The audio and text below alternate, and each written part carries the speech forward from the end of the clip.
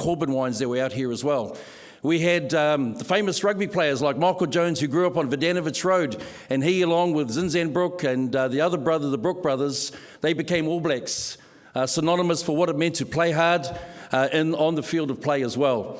And then we have Hawani Waititi Marae that was up here. This was the home of the pioneers. And what I love about the pioneering spirit is people worked hard, they carved a future out of the land for the future legacy of their children and their children's children as well.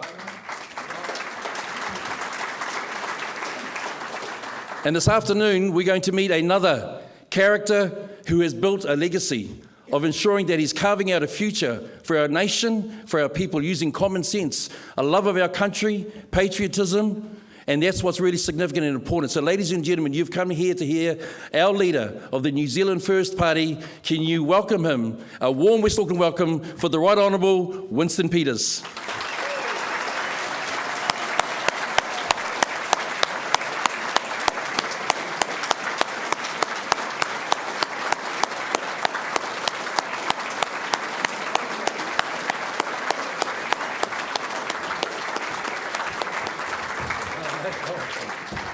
Thanks very much.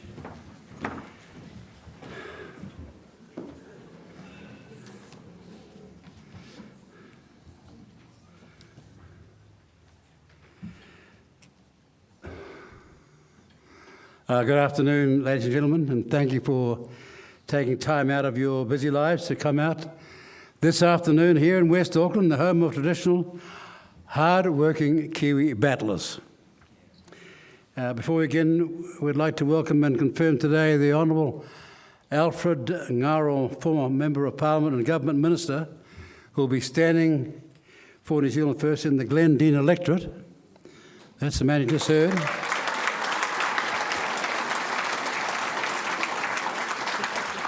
I would also like to welcome current sitting New Zealand First MP, Dr. David Wilson.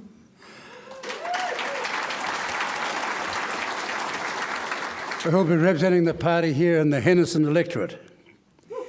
We're here today already, early in election year, naming candidates and releasing policies right across the country for an election that will be like no other. But here's the other difference as well. We hold public meetings. We go and see the people of this country from one part of the New Zealand to the rest, from the top to the bottom. We'll go all around New Zealand holding public meetings. The rest go to trap meetings like the Chamber of Commerce to announce what they're going to do next. It's almost as like they've forgotten the essentialities of politics. It's about, in the end, people.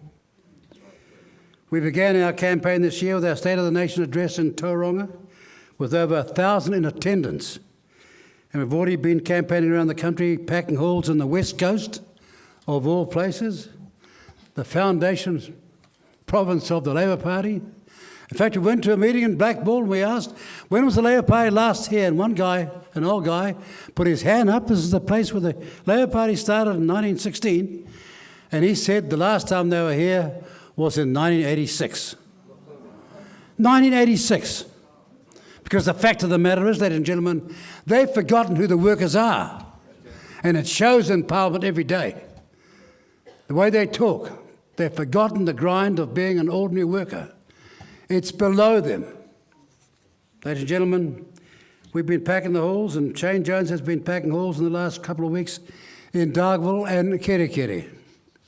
People have been keen to hear what New Zealand First has to say, and they all want to know why we are growing as a movement across all age groups and across all aspects of society. And boy, are some people alarmed at the growth of New Zealand First. It's incredible. The level of Cinderellaisation and marginalisation they think they can impose upon the people of this country when there's real politics going on. We understand with clarity that the world has changed dramatically over just the last few short years. The world's more uncertain now than at any time in the last 80 years. And the influence of global uncertainty around the economy, security of politics, has never seen this much effect on our country as it does right here, right now, today, in our lifetimes. It is different, it's changed. Everything is now more insecure. And our job is to get on top of it. Our job is not to speculate, but to use all of our experience and the best knowledge we've got to make sure we survive this experience and come out on top, as we've done in past times. We understand that is why we are here, and this will be a long campaign through to November this year. Kiwis want to know and need to know how their next government will deliver the policies and people that are needed to change this uncertainty into certainty and delivery of what matters most to hard-working Kiwis that just want to get a fair go and help build a future for their children. Now, are you the kind of person who likes being self-punished? Well, you had to watch Q&A this morning. Did you see it? Well, you're the lucky ones. Anybody see Q&A this morning? Well, what do you think of Hipkins' performance when he was asked what your policies are? He says he's going to wait till the campaign gets underway. He wants to wait till the budget comes out.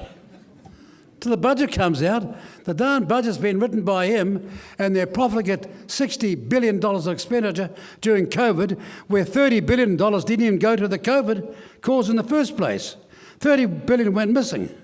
And they want to know why it's difficult to run this economy? Well, we're loaded with debt, and the main guilt people for doing that were Pipkins and his crowd. But he's on there this morning, and there's Jack Tame, let him get away with it. Of course, they know how to do the vowel sandwich, don't they? These long words like wheelbarrow to explain everything. And you're sitting there thinking, goodness gracious me, we may as well immigrate to some other country. But we're not going to do that. Guess why? This is still the greatest country on earth. It's just the political leadership that's let us down. And you might say, Mr. Peters, you've been there for a long time. Well, you're quite right. But when have I had the tools to do the job? When we've had the tools to do certain things, we've saved the superannuitants. We've saved super. We've saved New Zealand Railways. We saved the down ferries. We've got a defence system. We've got a defence force being rebuilt now, owing everything to New Zealand first. It was us who have done that. But we're saying in this campaign, look, you've given the rest 40 years of experimentation. How about you give us a go? Come on. At least this is not our first, second, third or fourth rodeo.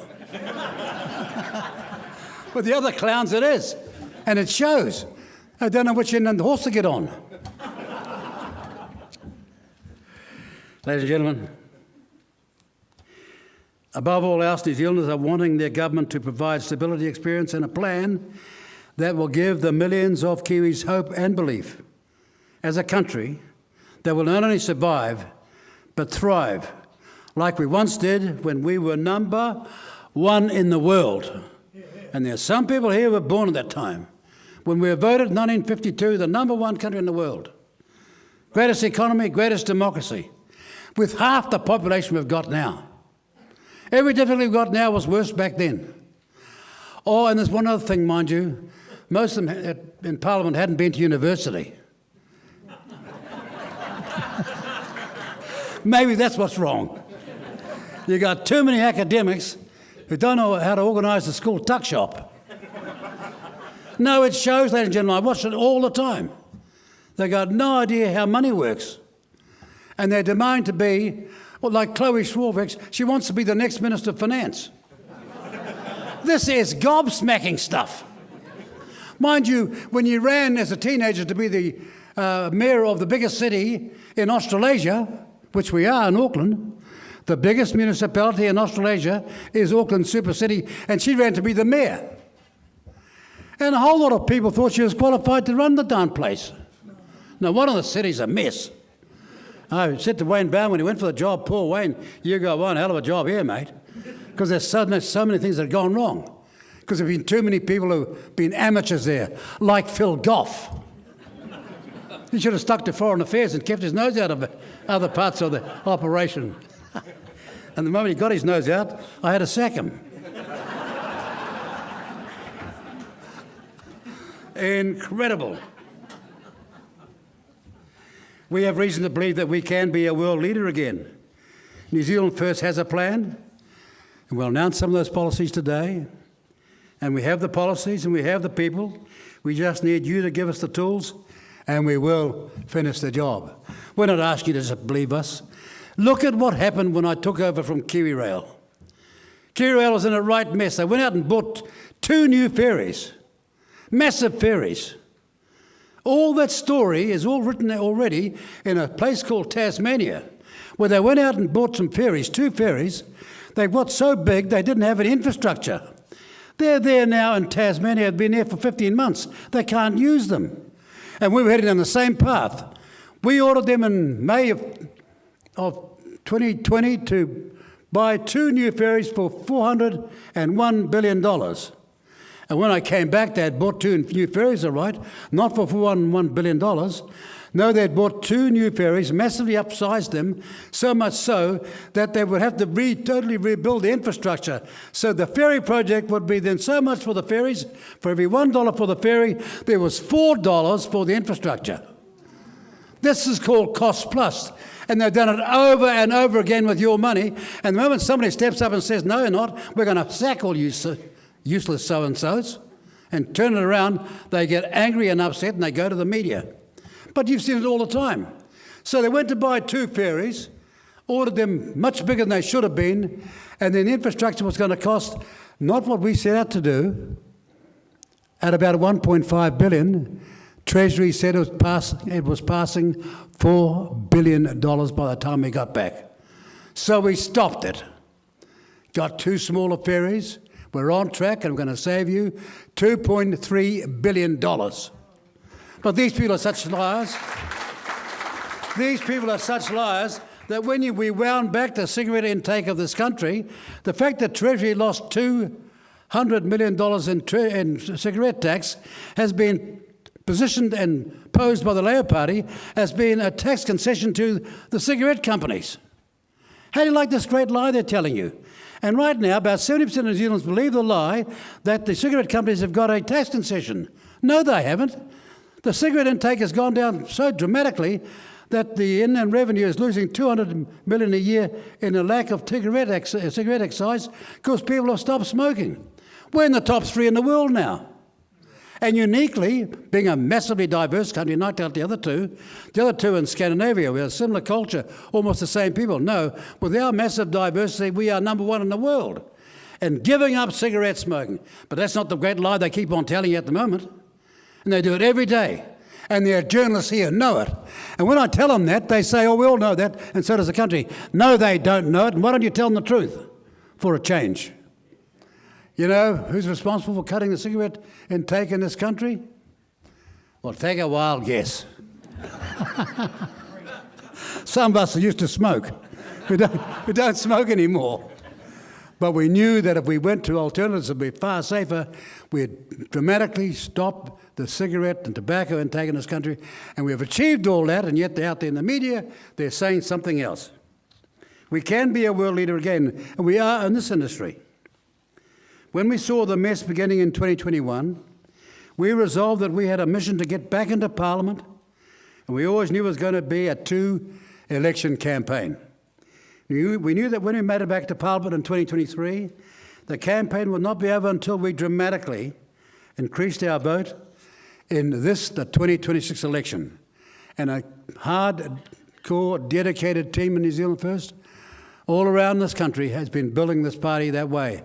And all of a sudden, some of the commentators are surprised. They don't understand what's going on. Well, if you don't bother to come to people's meetings, you probably won't know what's going on. Because in the last campaign, they never turned up. Nearly every media outlet wouldn't turn up to the campaign, and they were shocked on election night when we were back. And here's the marvellous things, I'm sure that you enjoy it too. We've got the social media. So we can cut through so that we don't need them. That's the key thing. We set out to do one thing, ensure the left were kept out, and we did that. Now it's about ensuring we get the mandate from the people of New Zealand to take the country to where it needs to be. We return to government and have fought to right the ship. But as you know, we've had limited numbers, and only you and your fellow New Zealand voter can change that. It's of utmost importance now more than ever that we deliver the change in how our country is run, in the national interest, for New Zealand and for New Zealanders. You know, after 40 years of failed left and right-wing experimentation, only New Zealand First, with your help, can do that.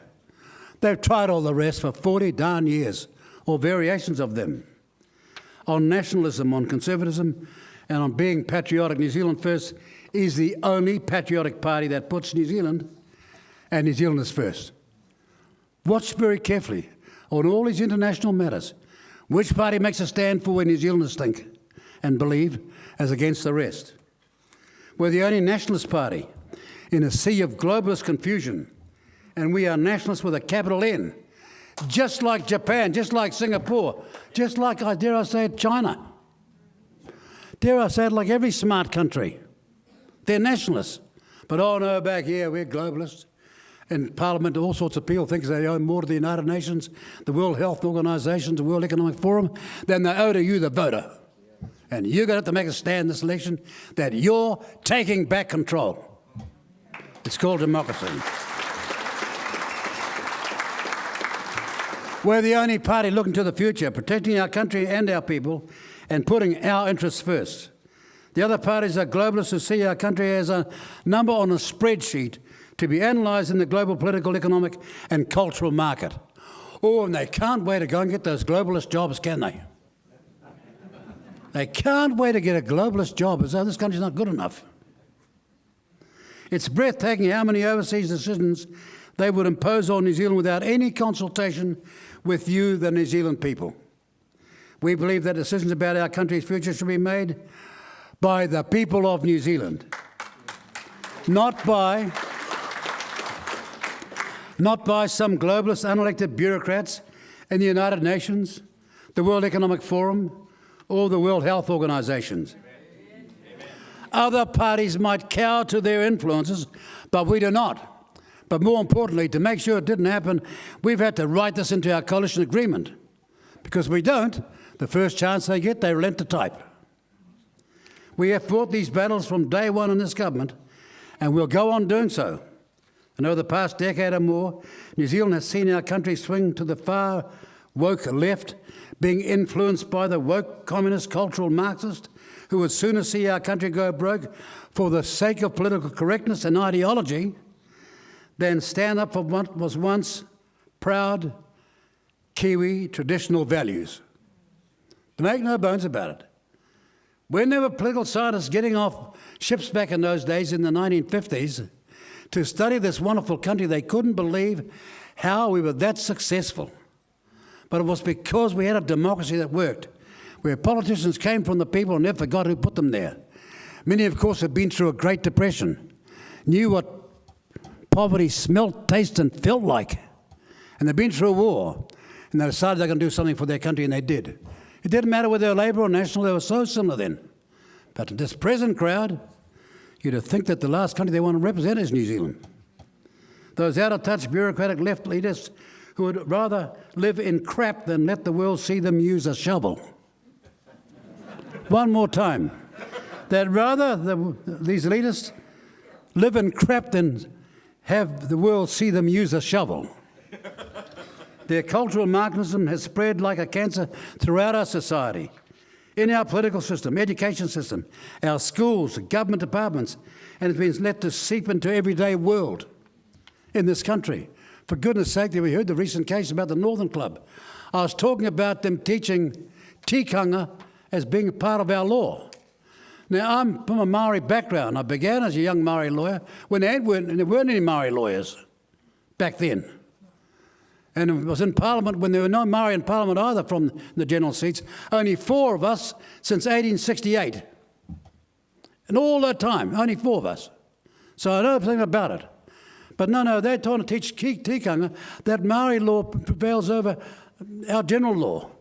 One of the great things we've acquired from out of the UK and, dare I say it, out of other parts of the world, our ethnic and our Judeo-Christian background has led us to a system of laws which is paramount in the world, that we all advanced by, and now they want to go back and go to some pre-European age and say that tikanga should be the law, that it should prevail. And any Maori with half a brain knows straight away there's something with that idea. You know what it is? Well, is that tikanga Ngāti Porou or tikanga Ngāpui? Or tikanga the South Island, Ngai Tahu? Or Tainui? Which tikanga is it going to be? Or 45 different tikangas. Now see how many lawyers will be able to handle that. Maori or European. No, ladies and gentlemen. It's designed in the same way as that you see out there with John Tamahiri and the Waipeta Trust, ripping off Maoris everywhere for some Maoris somewhere. $94 million taken from the Maori people and the taxpayer of this country. Has it gone to the Maori people of New Zealand? Oh, no, it hasn't. The highest executive fees of any organisation in this country, over $500,000 each. On and on it goes, and guess what? The system's so cowed they're too scared to say, hang on, you're breaking the law here. You're a bunch of cheats. And Mr. Tamahiri, if you don't like me saying that, take me to court. Come on.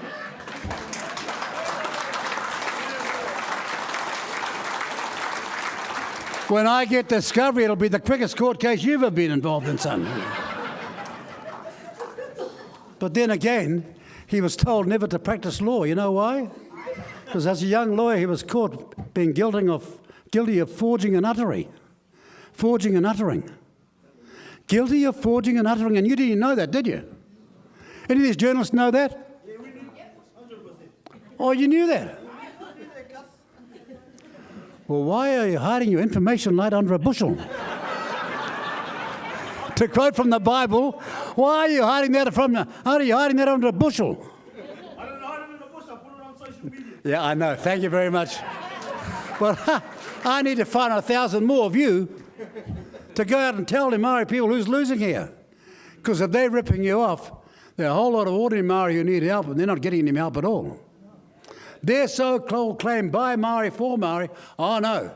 It's by Maori for some Maori. That's how it goes. And when they're asked and challenged, they say, oh, it's all racism. Oh, no, it's not.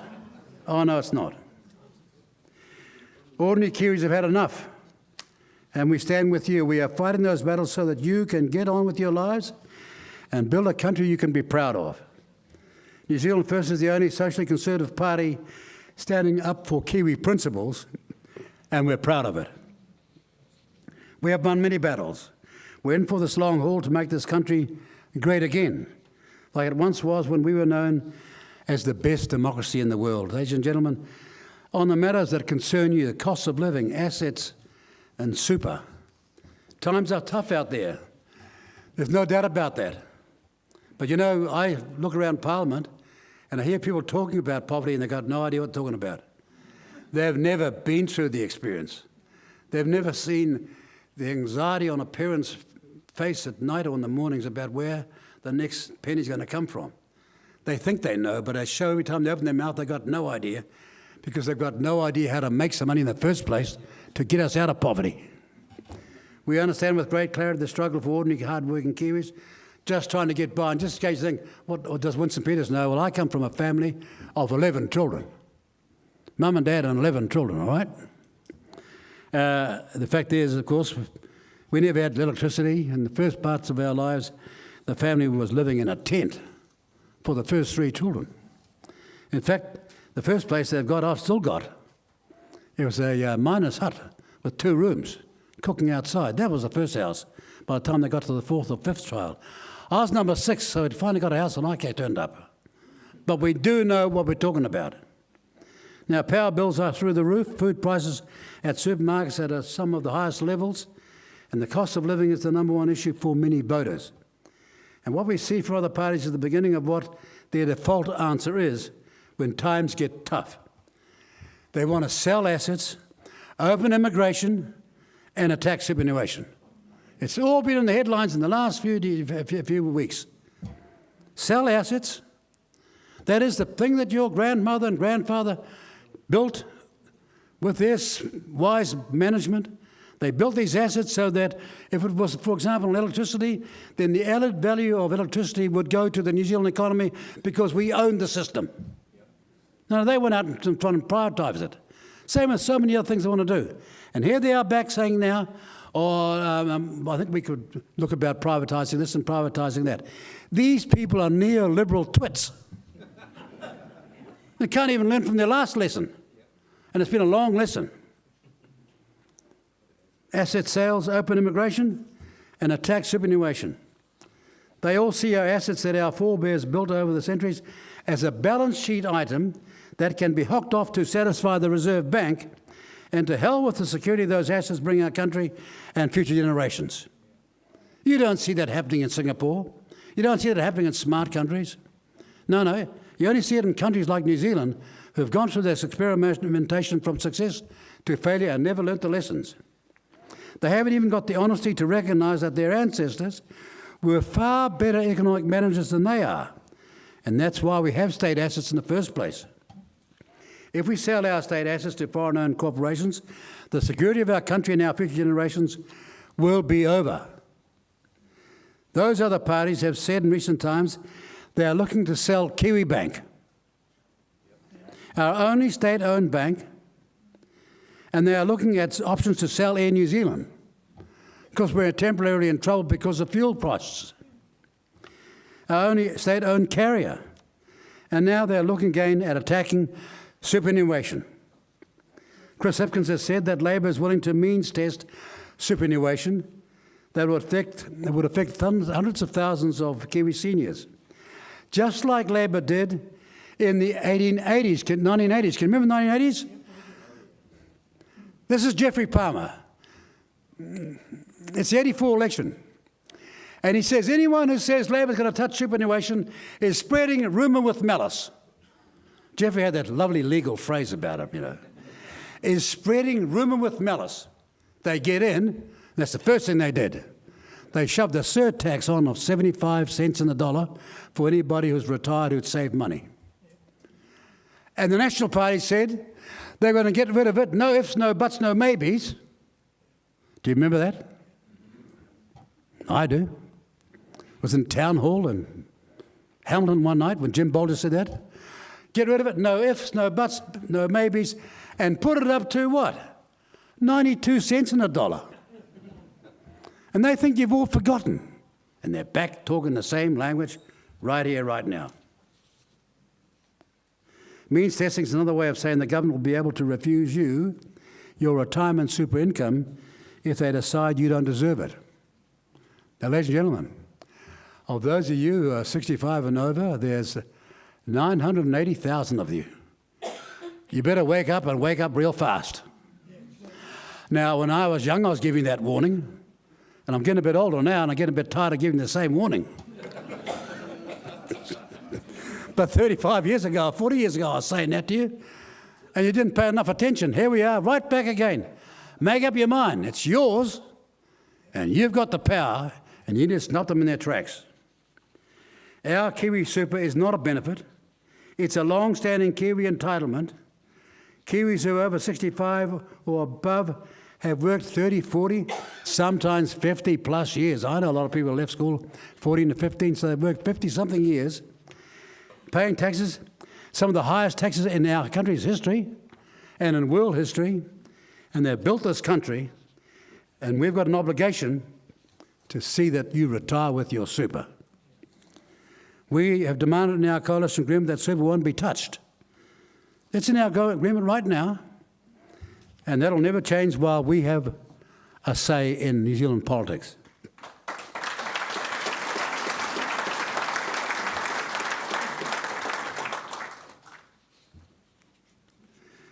The cheap headline that super is unaffordable is simply nonsense. Super currently sits at around 5% of New Zealand's GDP. About half of what some other countries have is a problem. They're 8, 9, 10, 11%. We're only at 5%, far below the OECD average of other pension schemes. It is growth in our economy that needs addressing, not taking safe retirement off our seniors. It's the growth in our economy. A lousy 2% or 1% is not good enough for this country. And we need a far better economic plan, like our grandparents had, when between Labor and National, the 40s and the 50s and the 60s, they racked together 5.5% GDP year upon year upon year upon year. And everybody said, how can that country way down the South Pacific, so far away from its markets, do so well? And they were actually stunned that the Minister of Labour had this phenomenal memory, because he knew the name of every unemployed registered person. They thought he had an elephantine memory. No, he didn't. There were only 29 of them. You're laughing, aren't you? There's hundreds of thousands now, but only 29 back then. You see how it was back then and now we were successful? Why did we change? Because along came these neophyte liberals with their ideas and said, oh, if you do this, this will happen. If you do that, that will happen. All massive experimentation. You remember Roger Douglas? Right? Gets in with his ideas, a total economic revolution. When the share market crash happened 3 years later, of the world's worst 10, we had 6. And of the world's worst 4, we had all 4. Why are people obsessed with buying houses in this country?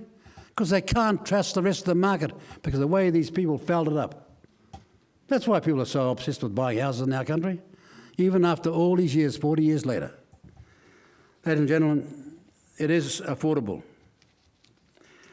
Super is an entitlement for seniors who have worked to build this country through decades of paying taxes, sometimes for periods of the highest taxes in the world. Now, here we go. Isn't it so typical of the mainstream media? I brought this along not to tell you how the cost of this rag is getting out of hand.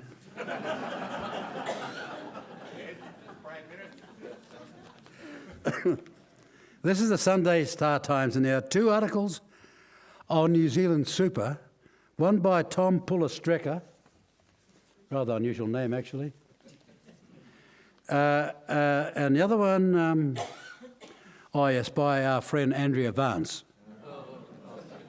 Had a slight problem with the with the Media Council recently when we went there and made a complaint and won. And a further article by Liam Dam in the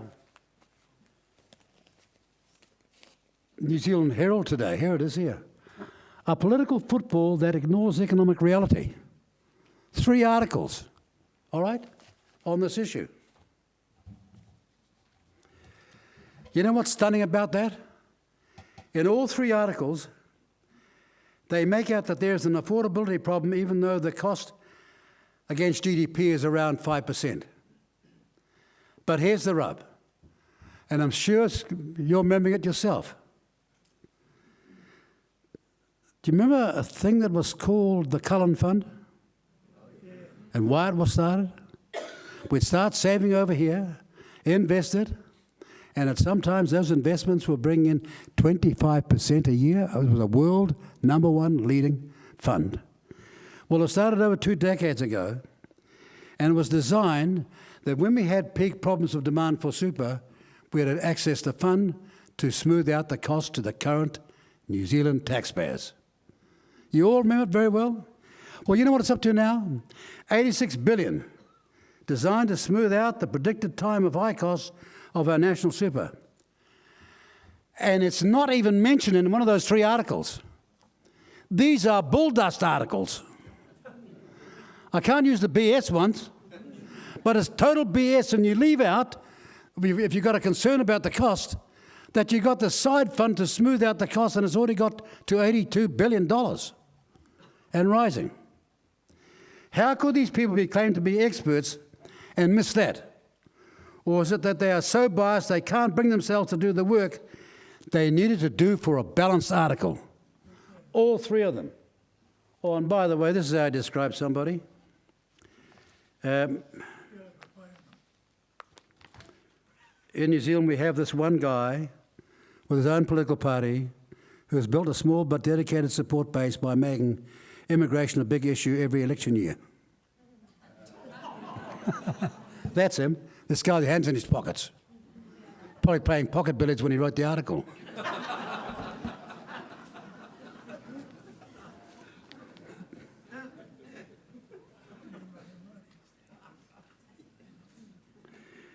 You know, he's going on about... He's going on about this issue of population, but he also mentions retirement and super as something that needs a discussion, but not for the time being. But there's it there, and then he goes on to talk about what he doesn't know about immigration. That's stunning as well, because you'll hear in my speech why they don't mention those facts. It's clear as daylight these other parties intend to misuse that fund, cash it up. They'll cash up the Cullen Fund and attempt to balance their own budgets. That's why none of them mention it. And how come the journalists, when they're talking to them, like Tame this morning in Q&A, why didn't he raise that with Hipkins and say, what about this Cullen Fund your team started up? Cullen, who is far smarter than you, Chippy, sausage roll eater. Why didn't he raise that with him? Do you not think it's unusual? Or do you think somehow the money just got vanished? No, it's not. It's sitting there for its original purpose. Let's tell you right here, right now, no government with New Zealand First will be selling our assets. No government with New Zealand First in it will be selling our assets.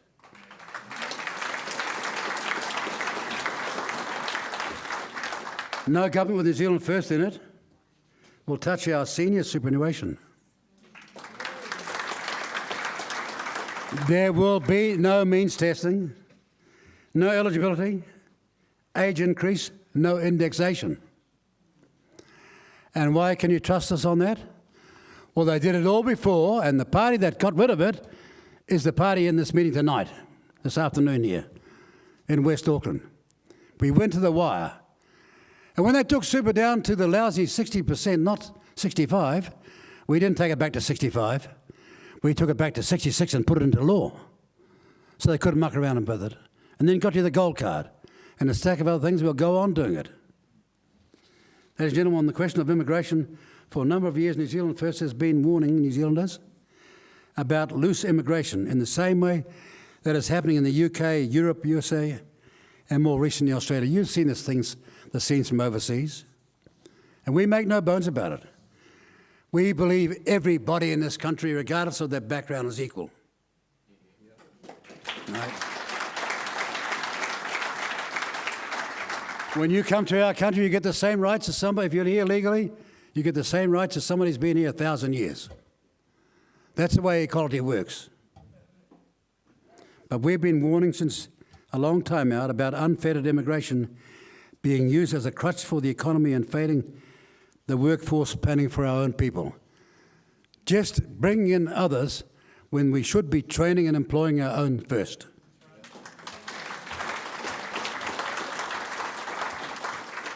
And for the record, for the media, after 2017, when we became part of the government, immigration was dramatically cut back. In 2021, when we were no longer part of the government's feet came totally off the brakes, and Labor, governing with the Greens, began approving 213,000 residencies in just 18 months. Did you hear that from Jack Tame this morning? No, you didn't hear from Jack Tame. You heard it from Erica Stanford. But you've got to tell the rest of the story. And I'll get to it very shortly. Well, you know, I'll tell you now. Erica, what did you say when they were bringing in 213,000 residents in just 18 months? You didn't say a syllable. Not a mutter, not a murmur, not a syllable, not a sound. Is that not the truth? Come on, media. Go and check your records out. Did they say anything? No. Following post-COVID in 2022, the Immigration Department loosely approved nearly every application for residency in New Zealand. And when Labor was unleashing these hundreds of thousands of new immigrants in New Zealand, the National Party and the ACT Party said exactly what? Come on, ladies and gentlemen, you're bright, you're smart, you've been around, you've been hearing the radio programs. What did they say when all that was happening? Not a word, not a sound, not a syllable, not a mutter, not a murmur. And yet today they're warning you, oh, we're a bit worried about immigration. Oh, no, they're not.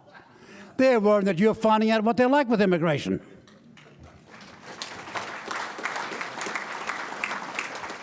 Now, I don't want to push the Bible too hard here, but it does say in the good book, by their deeds you will know them. Come on. Not what they're saying now. Oh, look, Mr. Luxon, he made a speech the other day as the leader of the National Party talking about his concern about immigration. Wow. When did he get this 11th hour experience? This road to Damascus epiphany. When did they discover that? Or Seymour. He made a similar speech. Oh, we're going to do this, this, and this. Yet in 2001, he was saying the Labour Party was being lax and not opening up more. It's only 5 years ago he wrote that. So the mainstream media, get off your backside and put the facts out there.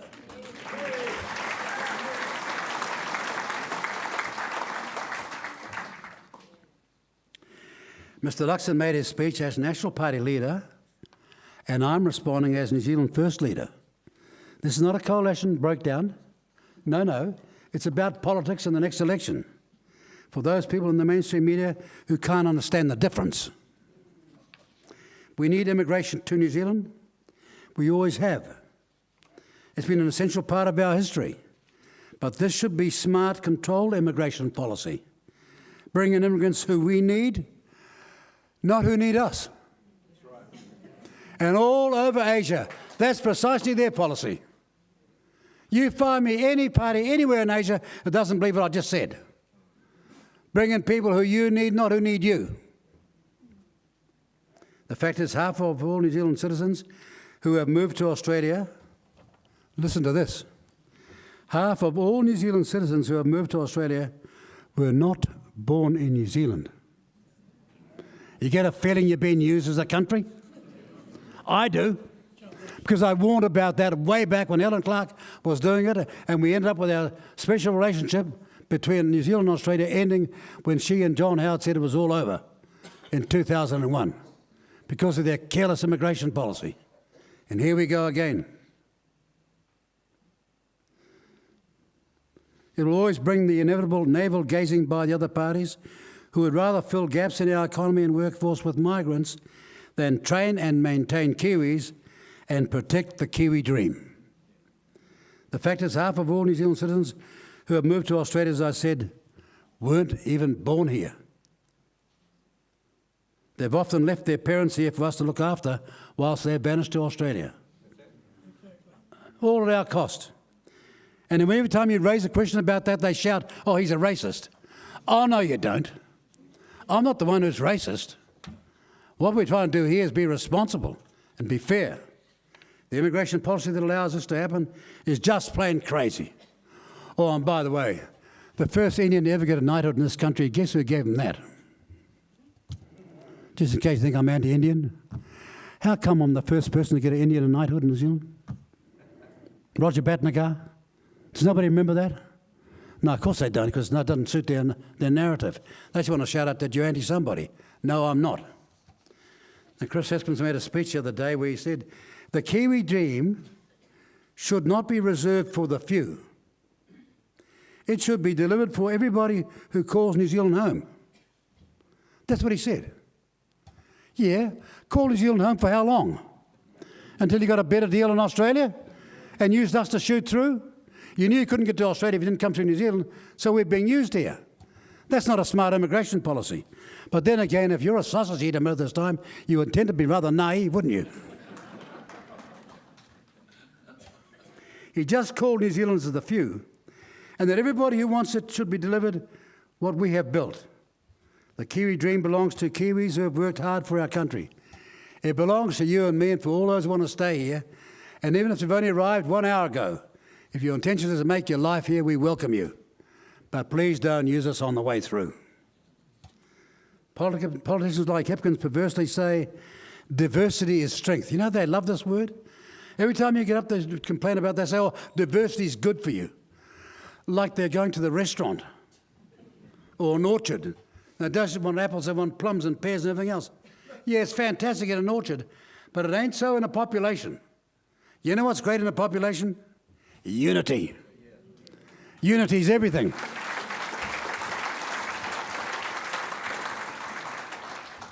So the choice is in your hands, not the hands of the retail globalists like Hipkins. Ladies and gentlemen, you've heard about the India Free Trade Agreement. This is a breathtaking exercise, dimensionally, because as the months and weeks unfold from here on in, you're going to find out some things that you're going to be dramatically concerned about as to the nature and character and the intensity of not misunderstanding, wanton misunderstanding in our political system. The Indian Free Trade Agreement has put into neon lights the way immigration has been used as a bargaining chip for our country's future. The National ACT and Labor parties have signed up to this deal, knowing that it is a free migration deal, not a free trade deal. If you want to dispute that, get a pen out, write it out now, write these annex items down. I'll give you a few seconds.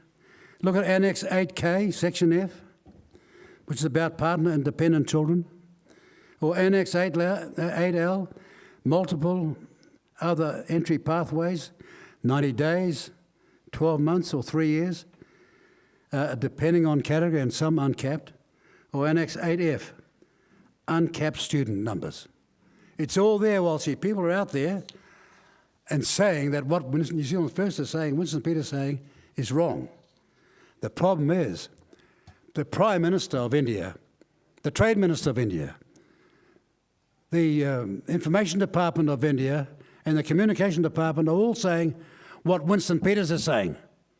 So they're saying that all of us and the Indians experts are wrong and they're right. Trust me, this is going to be unfolding in the next few weeks.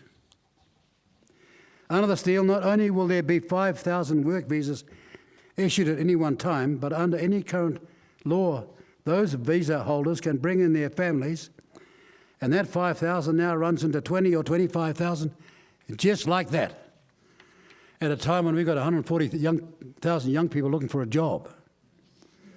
All the other political parties deny that. So how can it be that the Prime Minister Modi, Trade Minister Goyal, India's Foreign Office, and his Communication Ministry all have the opposite view to all those other New Zealand political parties? They both can't be right. Then there are the uncapped students that will be allowed to enter our country to study. These uncapped number of students under this agreement have a guaranteed right to work 20 hours a week, up to 25 hours, in addition to a right to work for 3 years post-graduation. Ladies and gentlemen, that's not export education. It was their economy that was meant to be paid for them student costs in New Zealand. Now, our economy is paying for their student costs in New Zealand. See how they perverted export education?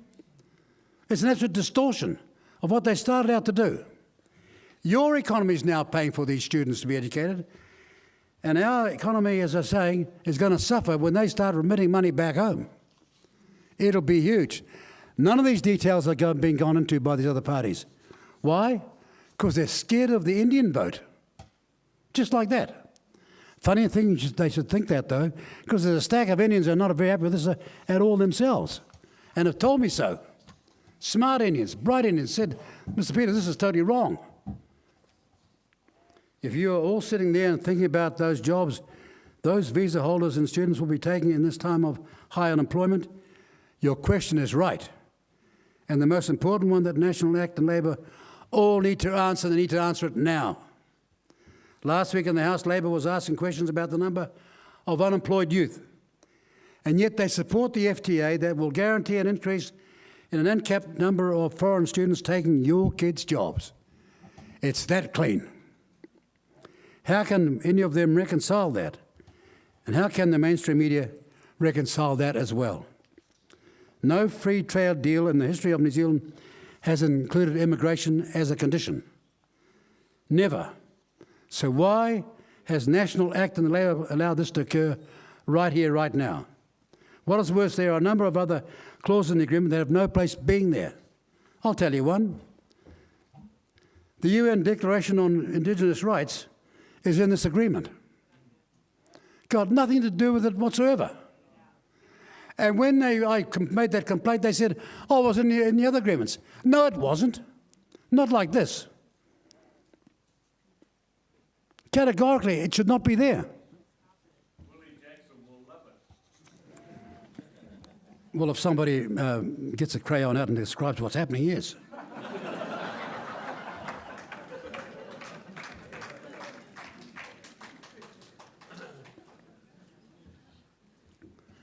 Well, half the trouble is that the Maori in politics don't understand what they should be doing. It was the party Maori, when I was originally raising these concerns, who opposed me and said we should be going to the airport and giving them a porphyry of welcome. That's what the party Maori said. Can you believe the people who are going to suffer the most will be Maori? But no, that's what they said. That's how naive they are. Guess why? Because they've been to university. Forgotten what it was like to be poor, trying to get your first job. And by the way, you would have seen reported in the last few days that work is underway right now to remove the references to the principles of the Treaty of Waitangi in legislation. We're the ones who have demanded to do that, and guess why? Because we see no benefit in having all sorts of clauses that hamstring the massive progress of all people in this country, including Maori, for a few Maori who want to rewrite history. If the most greatest scholar Maoridom ever had in law, a man called Upper Ngata, thought there were no principles in the Treaty of Waitangi, then nor do I.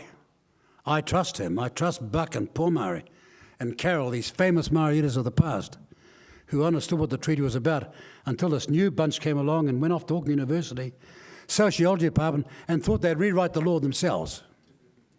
Just a joke. And the biggest people to suffer will be Maori, because so much money will go to it. I'll give you an answer to that. You take Maori radio and Maori TV. If we'd have spent Maori radio and TV money all these years on Maori housing, there wouldn't be a Maori family without a house now. That's the truth. There wouldn't be a Maori or a Polynesian family without a house now. They've spent billions. Seen any value for it? It's astonishing, really. You know, they dance around there when we go to Waitangi and they're doing all this kapahaka stuff, and I'm looking at my thing myself, don't these people know? Who was the guy that gave financial funding to get kapahaka started in our country? Put it on the same basis as the National Orchestra. Do you know who that person was? The person they're spitting, shouting at it in Mariah. Me. Right? Because I think Maori culture, everybody's culture is important. But there's a place and time and place for everything. Not ramming it down our throats. I go to a meeting, they want to have a 2-hour Maori prayer. Yet I never saw them say grace when it came to breakfast. True. You all know it. You know. Well, the great thing about some of us Maori, we've never forgotten our connections.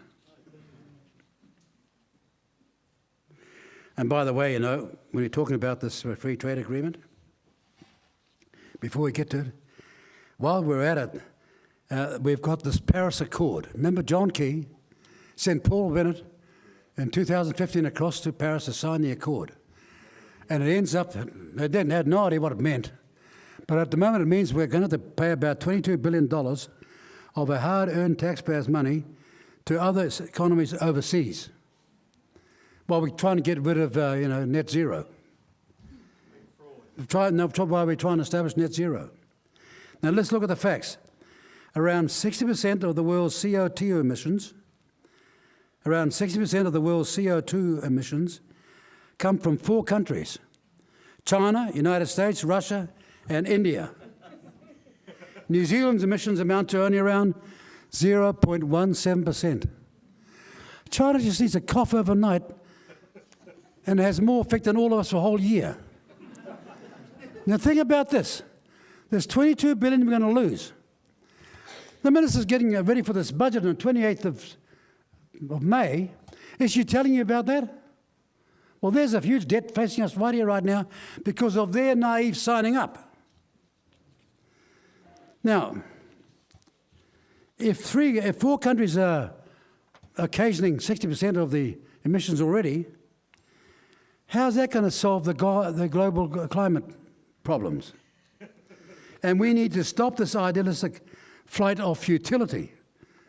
So why have National Act and Labor all signed up to this free trade agreement with this clause in it as well? It's in the India Free Trade Agreement.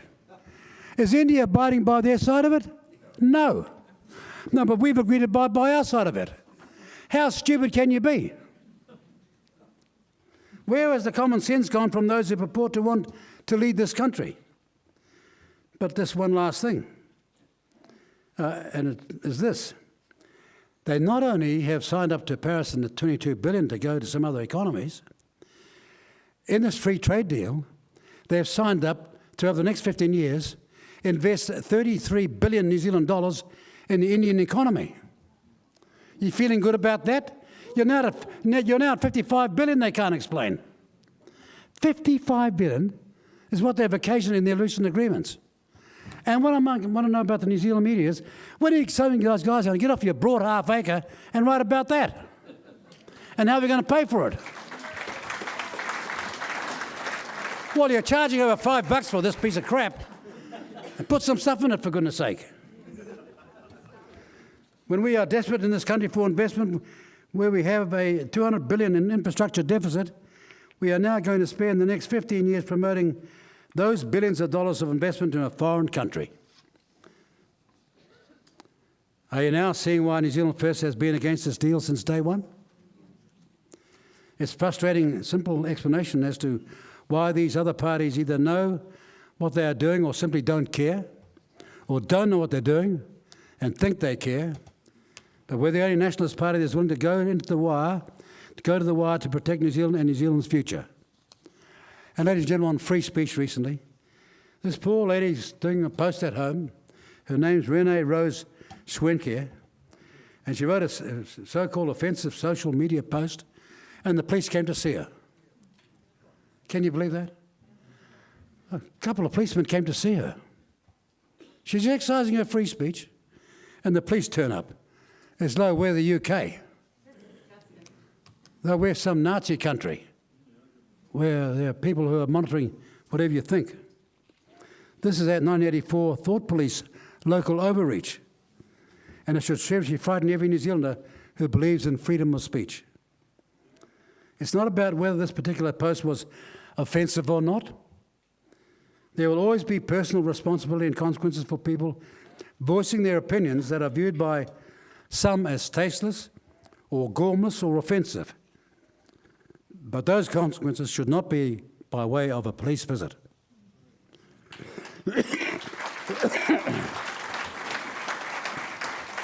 No one has the right not to be offended, nor do they have the right to be protected from having hurt feelings. In fact, it's precisely the right to be able to offend which is the foundation of freedom of speech in our country. As Oliver Wendell Holmes said, no one's entitled to shout fire in a theatre without there be consequences when there's no fire. It's one of the old principles of law.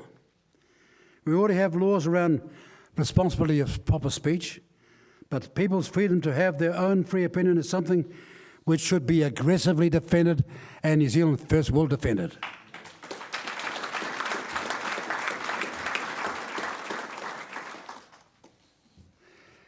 In 2026 this campaign will make a number of policy announcements. But today we're announcing two campaign policies.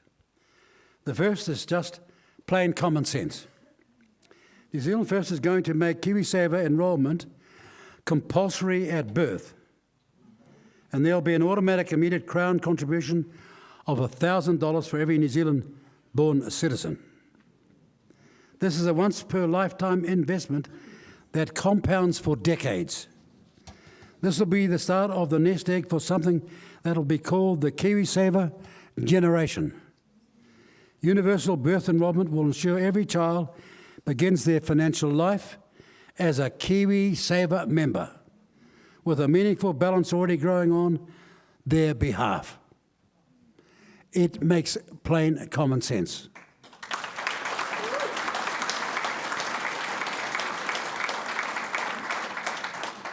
This new policy will work in conjunction with our existing campaign policy of compulsory KiwiSaver enrolment for the wider workforce and increasing employee and employer contributions to 8% initially and eventually to 10%.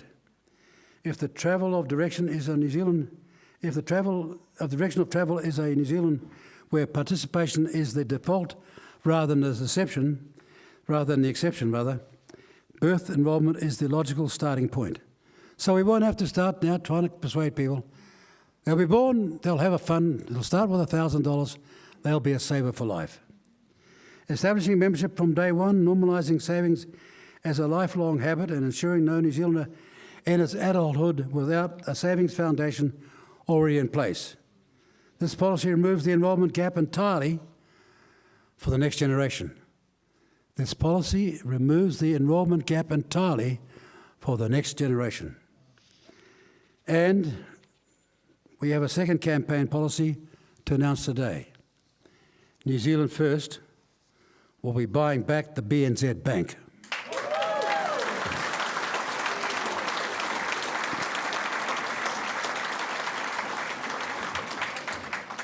Four Australian-owned banks control around 85% of our system. They lend our deposits back to us at margins that are materially higher than those earned by their parent groups in Australia. Billions of dollars of profits a year then flow across the Tasman. New Zealand First will be proposing a buyback of the Bank of New Zealand from the National Australia Bank. And remember, it was sold by the National Party in total, started first by Labor in part. Labor started in April of 1987 and National completed the sale in November of 1992 of the privatisation of BNZ. And they sold it to the NAB for 1.1 billion Australian, or today, Australia with inflation, 3.5 billion. The next thing the media are going to start shouting out, what are you going to pay for it, Mr. Peters? Well, we're starting with those things in our memory, all right? We ain't going to be ripped off like we were last time. We're proposing to buy back the Bank of New Zealand from National Australia Bank, and it'll be merged with Kiwi Bank to form the National Bank of New Zealand.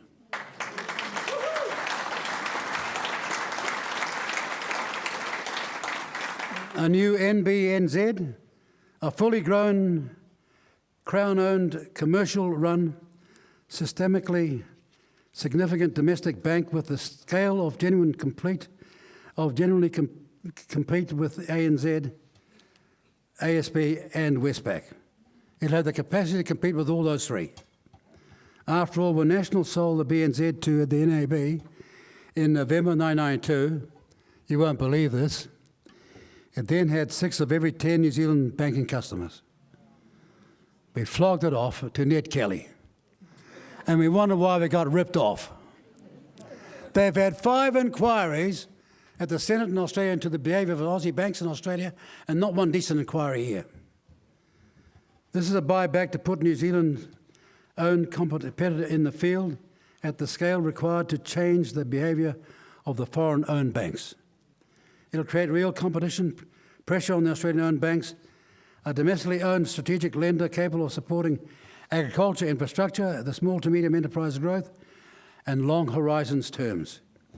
Kiwi Bank, the only domestically owned bank of any scale, currently holds around 8% of the mortgage market, and the Commerce Commission in 2024 personal banking market study showed a structurally uncompetitive market in which the major banks face no sustained pressure to compete on price, no realistic threat to new scale of entry, and no domestic ownership accountability.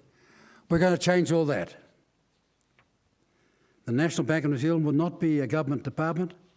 It'll be a fully commercial bank with a Crown shareholder, but run on new management structure lines, which we will outline in upcoming campaign announcements. The National Bank of New Zealand will exist to keep the major Australian banks honest and keep New Zealand banking profits in New Zealand. It's called a New Zealand sovereign banking bond issuance, marketed to domestic retail and KiwiSaver investors as a direct economic sovereignty instrument.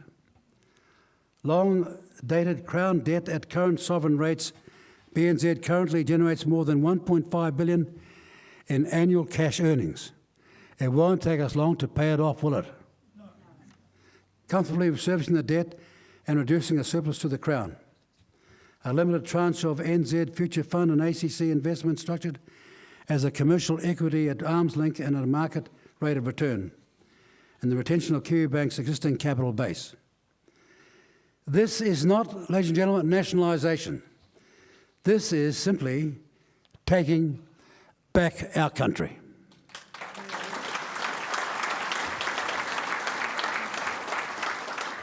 And Crown-owned commercial banks operating at scale are not radical. They're normal and serious economies. Singapore, Norway, Germany, Canada, France all have large-scale state-owned banks that have serious stakes in the market. We're the outlier, and we need to change that. New Zealand built the BNZ, Labor and National sold it, now we're going to buy it back. Every dollar of profit it makes will stay in this country, working for New Zealanders. That is what economic sovereignty looks like. That is what real conservatism looks like. That is what real nationalism looks like. And it's what added value in banking looks like. We've been working hard over the past 2.5 years to ensure we have the policies and the plan ready to lead this country in the right direction. We've already announced policies of reforming the energy sector, breaking up the supermarket duopolies, and we have announced today policies that will create real competition in our foreign-owned banking system, and will look after our kids' financial futures by creating a KiwiSaver generation. We're travelling around New Zealand, packing halls, listening to Kiwis and delivering on strong, bold policies that directly affect them. There'll be many more to come during the campaign. Ladies and gentlemen, thanks for coming out today. We've been on a mission to fight for ordinary, hard-working Kiwis who just want a country to be proud of. A country that provides opportunity for you and your families, that gives you hope for a better future. We must not lose sight of how far we have come on this long, hard road of recovery. It hasn't been easy, but the things in life worth doing are never easy. We must always choose the harder, right path over the easy, wrong path. It's what will build the character of our country. It's what will build a country we are proud of. We must never forget that challenge.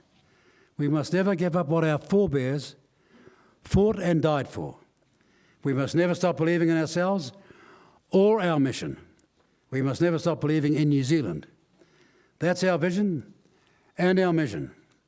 And we are asking you to give us the tools so we can finish the job, to protect and save this great country that we're so proud to be members of. Thank you very much.